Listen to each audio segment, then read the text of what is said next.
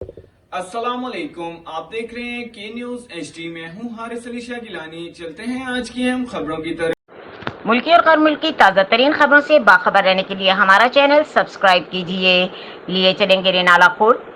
جدید تعلیم کے حوالے سے ہم نے جامع حکمت عملی مرتب کر لی ہے، ہم نے ان کو اپنانا بھی شروع کر دیا ہے۔ ہماری بدقسمتی یا لاپرواہی کہہ لیں، ہمارے ملک میں ریسرچ کا کام نہ ہونے کے برابر ہے، کیونکہ معیاری تعلیم کے لیے جدید تحقیقات بہت ضروری ہے۔ تعلیم کے شعبے سے وابستہ ارباب اختیار اس طرف خصوصی توجہ دے کر نئی نسل کے لیے جدید معیاری تعلیم کی بنیاد رکھ سکتے ہیں۔ ان خیالات کا اظہار ماجد سعید Rao, managing director Koh Noor education house, Renala خورد نے میڈیا سے گفتگو کرتے ہوئے کیا۔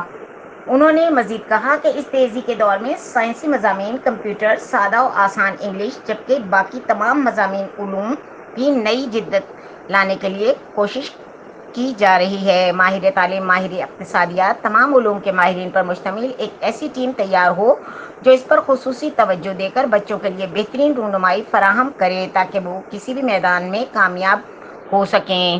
ہم جو جدید چیزیں تعلیم کے حوالے سے آ رہی ہیں ان کو اڈاپٹ کرنا شروع کریں۔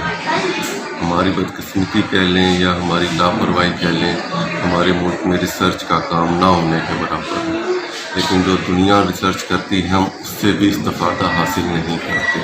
اگر ہم اپنے ایجوکیشنل اسٹرکچر کو دیکھیں تو ہم دوسرے ملکوں سے ابھی بہت پیچھے ہیں۔ ہم اگر اپنی چیزوں کو امپروو کریں گے، نئی چیزوں کو شامل کرتے چلے جائیں گے تو پھر ہمارے سسٹم میں امپرومنٹ آئے گی۔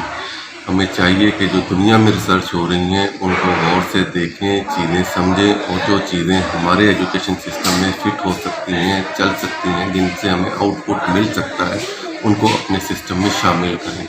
ہمارے پاس اور کوئی راستہ نہیں ہے کہ اپنی امپرومنٹ کرنے کے لیے۔